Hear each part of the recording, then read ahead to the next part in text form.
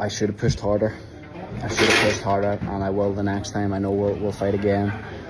Felt like the stoppage with the fourth round with the head clash changed the momentum of the fight. I feel like I was breaking him. I was ripping him so hard to the body, and I felt him wheezing. And I knew my momentum was coming up, and I would have emptied the tank, but that changed the kind of the flow, and he got good recovery. Which, look, the headbutt was a headbutt. It was accidental. He has all the right to take that recovery. But yeah, I just want to. I'm obviously disappointed. I'm gutted. I really am. I'm proud of myself, but I